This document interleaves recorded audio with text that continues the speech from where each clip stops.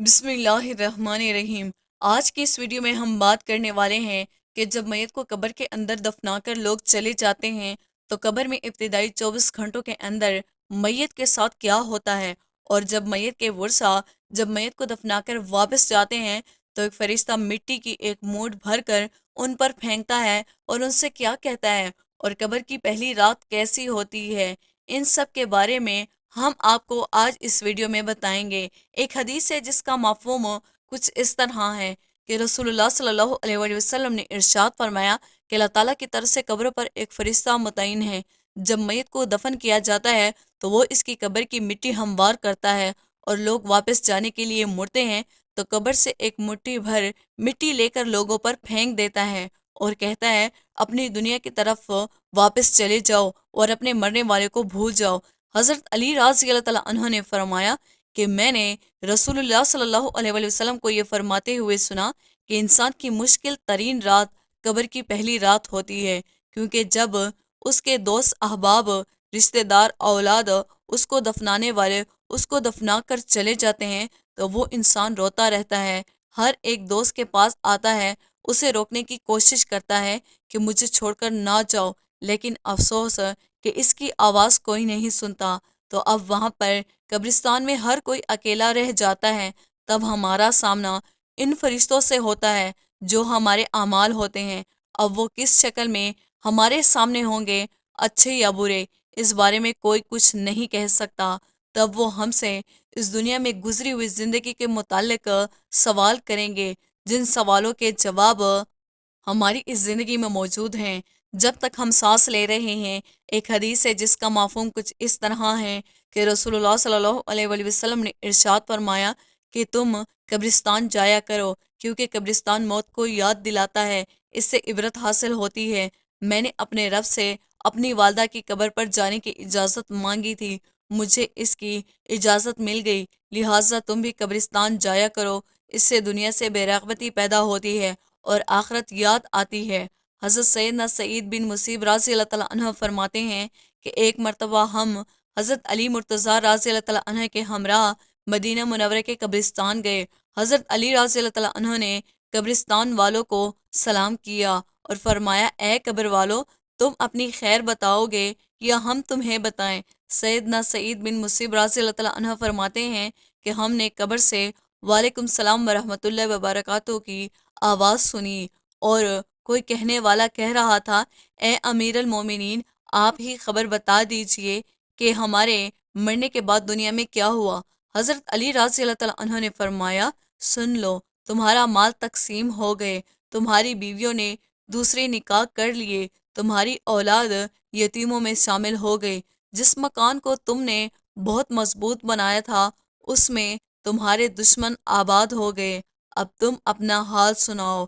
ये सुनकर एक कब्र से आवाज़ आने लगी, ए अमीर अल मोमिनीन, हमारे कफन फट कर तार तार हो गए, हमारे बाल जकड़कर मुंतशिर हो गए, हमारी खालें टुकड़े टुकड़े हो गई, हमारी आंखें बहकर रुखसारों पर आ गए, हमने जो नेक अमाल किए थे उनको पाया, जो कुछ पीछे छोड़ा उसमें हमारा नुकसान हुआ। जब मुर्दे को कब्र में रखा जाता है तो उसकी नमाज उसके दाएं तरफ आकर खड़ी हो जाती है, रोज़ा बाएं तरफ खड़ा हो जाता है, कुरान मजीद की तिलावत और अल्लाह का जिक्र सर की तरफ आकर खड़ा हो जाता है, और जमात के साथ नमाज पढ़ने को जो कदम चले हैं वो पाँव की तरफ खड़े हो जाते हैं। इसका अज़ाब उस कब्र में अपनी गर्दन निकालता है और मुर्दा तक पहुंचना चाहता है। अगर वो दाएं तरफ से आता है तो उसको नमाज कहती है, परे हट, खुदा की कसम ये शख्स दुनिया में बहुत मुशक्कत और मुसीबतें उठाता रहा, अभी ज़रा आराम से सोया है। फिर अजाब बाएं तरफ से आना चाहता है तो रोज़ा उस तरह से उसको हटा देता है। फिर वो सर की तरफ से आता है तो तिलावत कुरान मजीद जिक्र इलाही उसको रोक देते हैं। इधर तेरा कोई रास्ता नहीं, गर्ज कि वो जिस तरफ से भी आना चाहता है उसको रास्ता नहीं मिलता।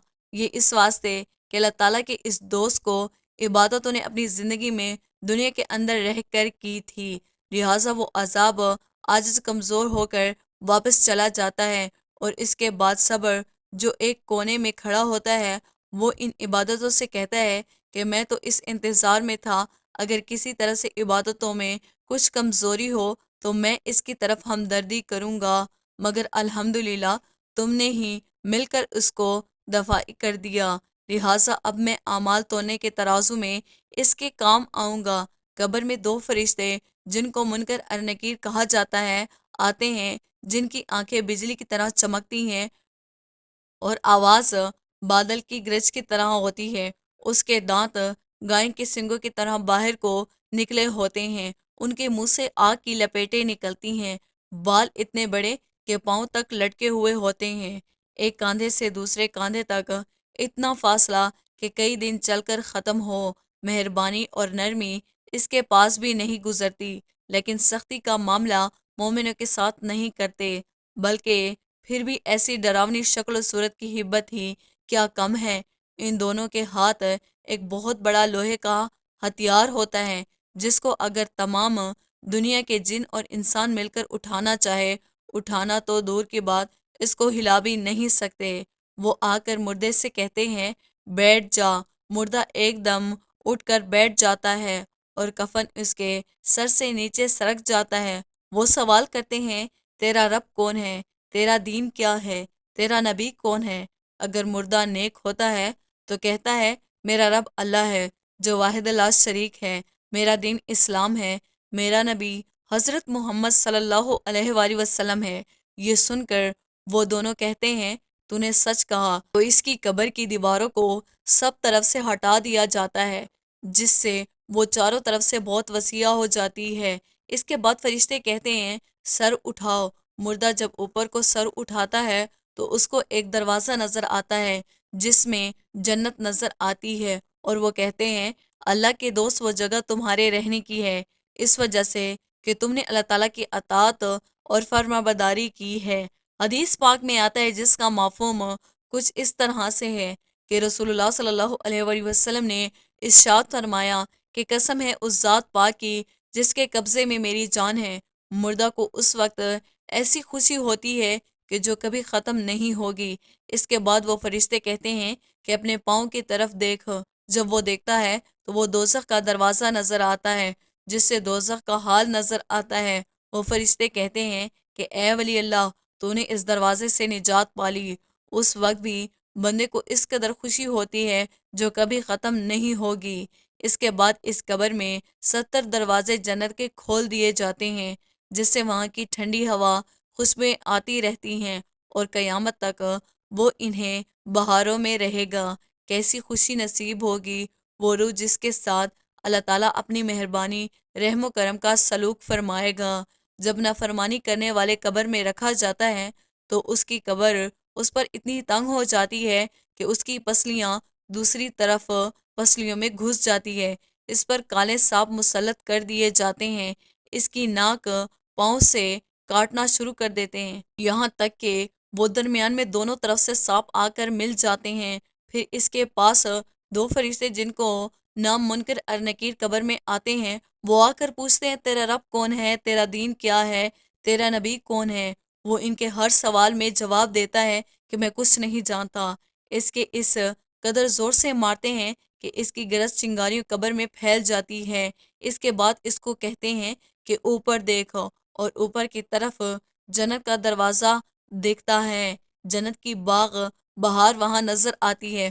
فرشتے اس سے نافرمان سے کہتے ہیں کہ اے اللہ کے دشمن اور نافرمان، اگر دنیا میں تو اللہ تعالیٰ کی اطاعت اور فرما برداری کرتا تو یہ تیرا ٹھکانہ ہوتا۔ ایک حدیث ہے جس کا مفہوم کچھ اس طرح سے ہے کہ رسول اللہ صلی اللہ علیہ وآلہ وسلم نے ارشاد فرمایا کہ قسم ہے اس ذات پاک کی جس کے قبضے میں میری جان ہے، کہ اس کو اس وقت ایسی حسرت ہوتی ہے کہ اس جیسی حسرت پھر کبھی نہیں ہوگی۔ پھر دوزخ کا دروازہ کھولا جاتا ہے اور فرشتے کہتے ہیں اے اللہ کے دشمن، یہ تیرا ٹھکانہ ہے، اس لیے کہ تو نے اللہ تعالیٰ کی نافرمانی کی۔ 70 دروازے جہنم کے اس کی قبر میں کھول دیے جاتے ہیں، جن سے قیامت تک گرم ہوائیں اور دھواں وغیرہ اس کو آتا رہتا ہے۔ دوستو، اللہ پاک سے دعا ہے کہ اللہ پاک ہمیں نیک اعمال کرنے کی توفیق عطا فرمائے اور عذاب قبر سے بچائے، آمین۔ دوستو، امید کرتے ہیں ہماری آج کی ویڈیو آپ کو پسند آئی ہوگی۔ ویڈیو کو لائک اور شیئر کیجیے گا۔ ویڈیو کے حوالے سے کمنٹ باکس میں اپنی قیمتی رائے کا اظہار ضرور کیجیے گا۔ مزید اسلامی ویڈیوز کے لیے ہمارے چینل کو سبسکرائب کرنا نہ بھولیے گا۔